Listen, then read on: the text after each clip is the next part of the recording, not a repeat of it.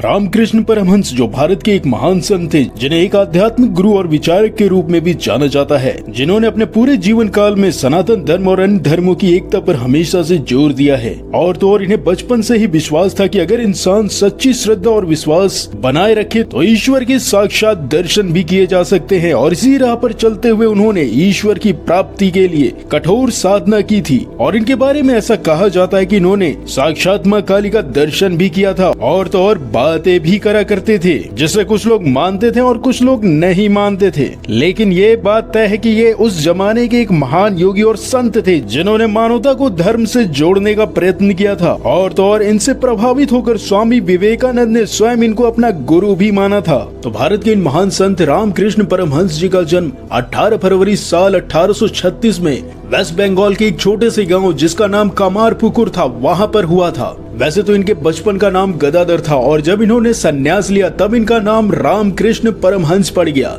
तो अगर बात करें इनके जन्म की तो ये एक बेहद गरीब ब्राह्मण परिवार में इनका जन्म हुआ था। लेकिन इनके जन्म के बारे में ऐसा कहा जाता है कि जब इनका जन्म होने वाला था तो इनके जन्म से पहले ही इनके माता पिता के साथ कुछ ऐसी अलौकिक घटनाएं होती हैं जो साधारण नहीं होती हैं। ऐसा कहा जाता है कि इनके पिता, जिनका नाम खुदीराम था, उनको स्वप्न में भगवान विष्णु स्वयं दर्शन देते हैं और ऐसा कहते हैं कि वो उनके घर पे जन्म लेने वाले हैं। और ठीक इसी प्रकार इनकी माता के बारे में ऐसा कहा जाता है कि जब ये पूजा करने के लिए शिव मंदिर में गई थी तो उनको ऐसा आभास हुआ कि उनके घर में कोई रोशनी प्रवेश कर रही है। तो ये सब बातें उनके भक्तों के द्वारा कही जाती हैं, जिसपे कुछ लोगों को विश्वास होता है और कुछ लोगों को नहीं होता है। तो अगर बात करें इनके परिवार के बारे में तो ऐसा कहा जाता है कि इनके पिता का देहांत जब ये मात्र 7 वर्ष की आयु के थे तभी हो चुका था, जिसकी वजह से जो इनके घर की आर्थिक स्थिति थी वो और ज्यादा खराब हो चुकी थी और परिवार का सारा संकट इनके जो बड़े भाई, जिनका नाम था राजकुमार, उनके ऊपर आ गया था। तो ऐसा कहा जाता है जो इनके बड़े भाई थे वो घर की आर्थिक स्थिति को सुधारने के लिए कोलकाता चले गए थे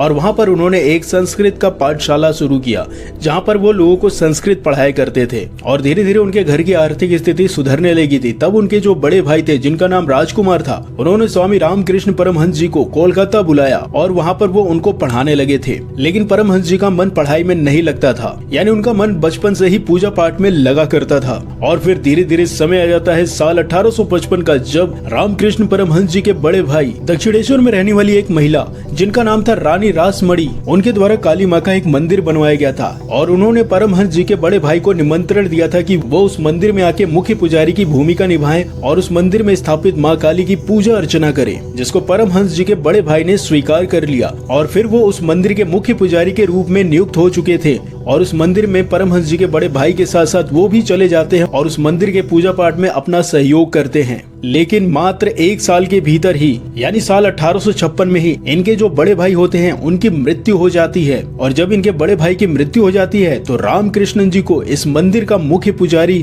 घोषित कर दिया जाता है और स्वामी परमहंस जी इस मंदिर में पूरे हृदय के साथ पूजा अर्चना करते रहते हैं। और धीरे धीरे उनका मन सांसारिक दुनिया से हटने लगता है और वो पूजा अर्चना में इतने लीन हो जाते हैं तो उनको ना ही भूख प्यास लगती है और ना ही किसी अन्य चीज में उनका मन लगता है। वो केवल और केवल माँ काली की पूजा अर्चना में लीन हो जाते हैं। और ऐसा कहा जाता है कि वो मंदिर में जाके माँ काली की इतनी ज्यादा पूजा अर्चना करने लगे थे कि लोग उन्हें पागल समझते थे, क्योंकि वो मूर्ति के सामने हमेशा कहते रहते थे कि हे माँ काली, मुझे दर्शन दो। और ऐसा कहते कहते वो हमेशा रोते रहते थे और ऐसा देखते हुए सभी लोग उन्हें पागल समझने लगे थे। और उनकी इस स्थिति के बारे में उनकी माता को संदेश भिजाया गया कि उनका जो बेटा है वो पागल हो चुका है, उसकी जल्द से जल्द शादी करवा दो वरना वो और ज्यादा पागल हो जाएगा। और जब उनकी माता को ये बात पता चलती है तो वो उनकी शादी साल 1859 में मात्र 5 वर्ष की एक लड़की, जिसका नाम शारदा मणि मुखोपाध्याय के साथ कर दी जाती है। और उस समय रामकृष्ण परमहंस जी की एज 23 वर्ष होती है। यानी लड़की, यानी जो शारदा देवी होती है, उनकी कम एज होने के कारण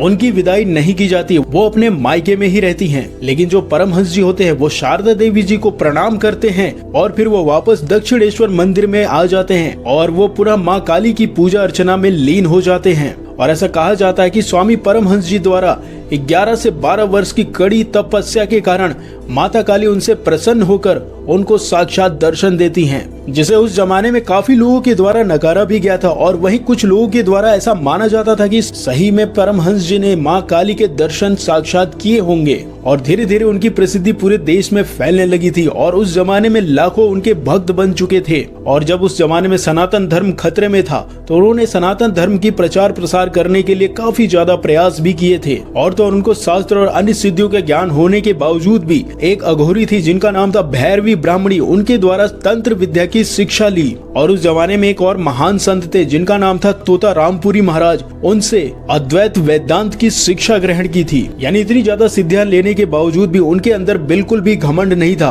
उन्होंने अपना संपूर्ण जीवन केवल मानवता और सभी धर्मों के द्वारा ईश्वर की प्राप्ति के कार्य को बताने की कोशिश की। और स्वामी रामकृष्ण परमहंस जी के इस प्रभावी चरित्र के कारण उस जमाने के जो स्वामी विवेकानंद जी थे वो भी उनसे काफी ज्यादा प्रभावित हुए और वो भी उनको अपना गुरु मानते थे। और ऐसा कहा जाता है कि स्वामी विवेकानंद जी रामकृष्ण परमहंस जी के सबसे प्रिय शिष्य थे। यानी शुरुआत में तो वो उनसे तर्क वितर्क करा करते थे, लेकिन जब वो उनके आध्यात्मिक विचारों से प्रभावित हुए तो वो अपना उन्हें गुरु मानने लगे थे। क्योंकि ऐसा कहा जाता है कि स्वामी विवेकानंद जी जब एक बार रामकृष्ण परमहंस जी से मिलने गए थे तब उन्होंने उनसे पूछा था कि क्या वो पहाड़ों पे जाकर अपना ध्यान लगा सकते हैं जहाँ पर कोई भी व्यक्ति आता ना हो, जिसकी वजह से उन्हें ध्यान लगाने में कोई भी प्रॉब्लम आए। तब स्वामी रामकृष्ण परमहंस जी द्वारा ही आदेश दिया गया कि तुम्हारा जन्म मानव कल्याण के लिए हुआ है, न कि एकांतवास में जाकर ध्यान लगाना। क्योंकि उस जमाने में गरीबी और भूखमरी और अज्ञानता काफी ज्यादा थी और परमहंस जी ये जानते थे कि स्वामी विवेकानंद जी एक पढ़े लिखे और तेजस्वी नौजवान युवा थे और अगर वो समाज को सुधारने में अपना योगदान देते हैं तो वो पूरे विश्व में क्रांति ला सकते हैं। और फिर स्वामी विवेकानंद जी ने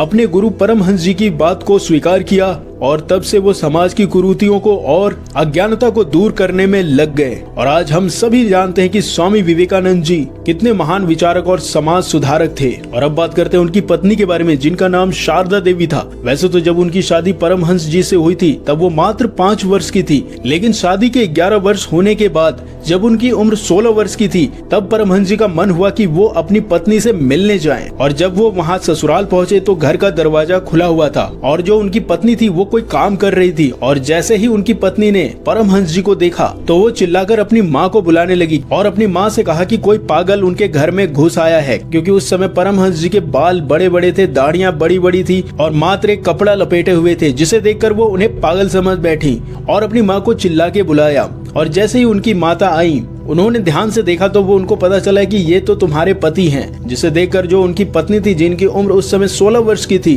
वो रोने लगी और अपनी माता से कहने लगी कि तुमने किस व्यक्ति से मेरी शादी करवाई थी। और ये सब देखते हुए परमहंस जी ने कुछ नहीं बोला। वो अपनी पत्नी के पास गए और उनको आसन पे बैठाया और उनके पैरों पे फूल चढ़ाए और अपनी पत्नी को माँ कह के पुकारा। और ये सब सुनकर उनकी पत्नी और जो उनकी सास थी वो काफी शॉक्ड हो गई। तब उन्होंने कहा कि मैंने संसार की सभी स्त्रियों को माँ के रूप में स्वीकार कर लिया है और मैंने संन्यास ग्रहण कर लिया है। अब मेरा सांसारिक जीवन से कोई भी संबंध नहीं रहा। और ऐसा कहकर वो वहाँ से वापस चले गए। और स्वामी रामकृष्ण जी के चले जाने के 2 वर्ष के बाद उनकी पत्नी और उनके जो सास होती है उनको ये आभास होता है कि वो कोई साधारण पुरुष नहीं है, वो एक महापुरुष हैं। और जब वो उनके दर्शन के लिए दक्षिणेश्वर मंदिर पहुंचते हैं तब उनको ये पता चलता है कि उनके पति की मृत्यु गले के कैंसर के कारण 2 साल पहले ही हो चुकी होती है। यानी साल 1886 को 15 अगस्त के दिन श्री रामकृष्ण जी 3 बार माँ काली का नाम लेते हुए महासमाधि में लीन हो जाते हैं। और ऐसा सुनकर जो उनकी पत्नी होती है वो काफी ज्यादा रोने लगती हैं और तब वो निर्णय लेते हैं कि वो अपने पति के